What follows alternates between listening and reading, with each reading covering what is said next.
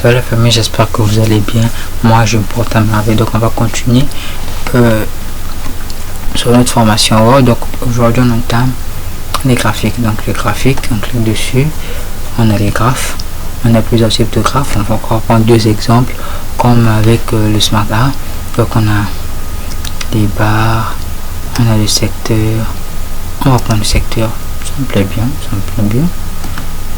On pose le secteur. Voilà un peu le secteur. On nous demande de renseigner les données.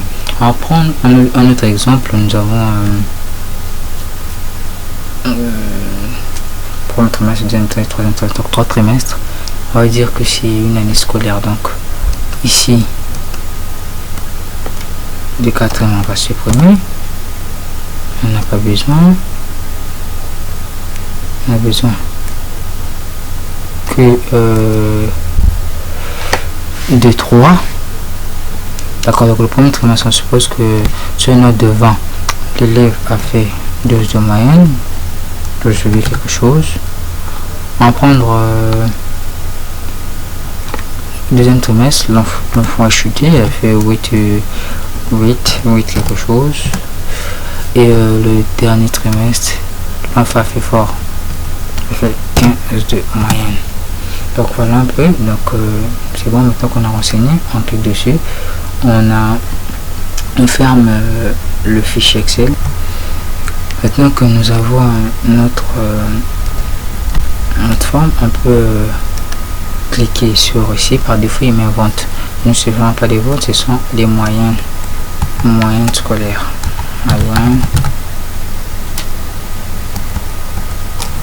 Moyenne scolaire. Moyenne scolaire, premier trimestre, troisième trimestre. Ici à ce niveau, on a plusieurs formes. Donc on peut choisir les formes que nous voulons. On peut choisir par exemple celle-là. On peut choisir par exemple celle-là. On a plusieurs formes qu'on peut choisir. Ou tout simplement celle-là. Ok. Maintenant que nous avons choisi la forme, donc ça c'est le premier trimestre, est représenté ici par le premier trimestre 34%. Donc sur une marge de 100%,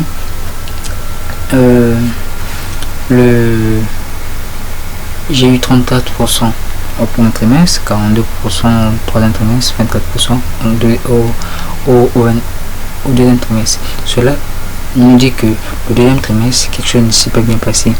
Qu'est-ce qui s'est pas bien passé? Ces statistiques, c'est genre le graphe vous permet de déterminer la croissance de quelque chose, de votre portefeuille, de vos revenus, de ce que vous dépensez. Souvent, je vois comment, si vous avez du mal avec Word, vous pouvez aller sur Excel.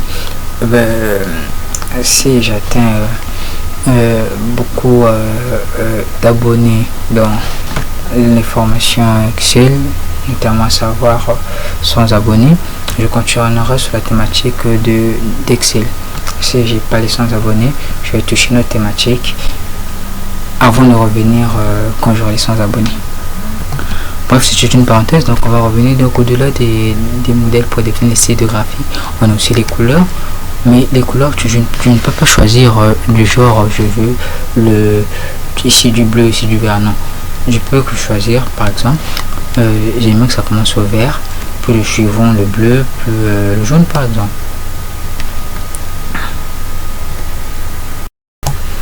Maintenant, au-delà de la couleur, on a aussi les dispositions rapides.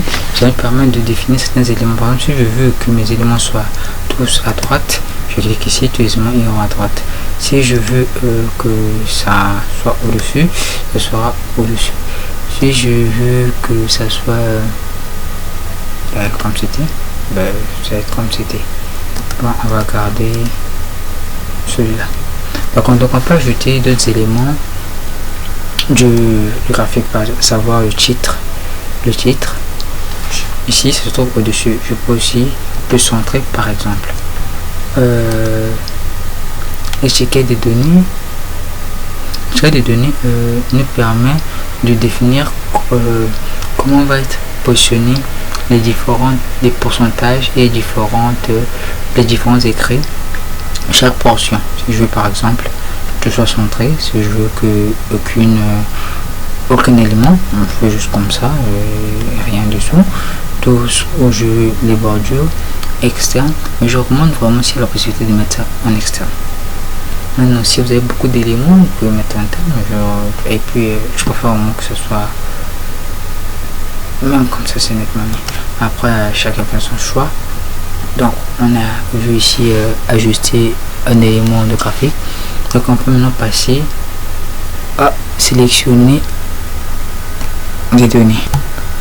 Donc, à ce niveau, par exemple, si je voulais modifier certains éléments de la feuille Excel, je vais juste cliquer ici à sélectionner des données. Je clique dessus. Elle me demande d'ajouter, de modifier. Voilà. Je vais déjà, je clique OK, donc je reprends parce que je suis allé un peu vite. Je clique ici, lorsque je clique ici, on me dit OK, si j'ai pas ici à ce niveau, j'ai pas besoin de modifier, je ne modifie pas ici, au contraire, je vais modifier ici. Disons qu'ici j'ai 3 éléments, donc si je vais ajouter un 4e trimestre, donc il me suffit juste de maintenir le bon pour ajouter. Par exemple, je vais mettre donc 4 trimestres.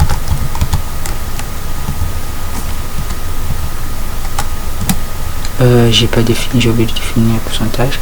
On va dire qu'il a fait 3. Donc lorsque je mets, vous voyez qu'il y a eu changement, donc là je peux déplacer ma légende pour ici au lieu de m'encombrer. Je peux descendre mon titre. Donc là on a un trimestre qui fait 8%. Donc je vais pas ajouter autant de fois que je veux les éléments de mon graphe. Donc maintenant que vous savez comment, donc le nom par défaut c'était vente. Donc voilà pourquoi on doit modifier, on ne doit pas oublier. Qu'est-ce que j'ai fait? Deuxième trimestre, on va y réécrire.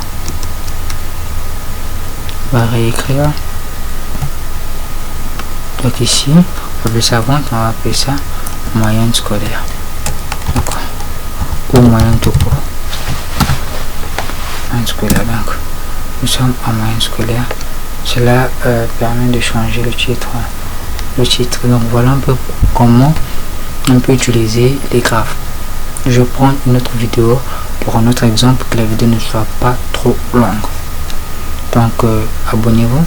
Dites-moi, vous me suivez de quel pays?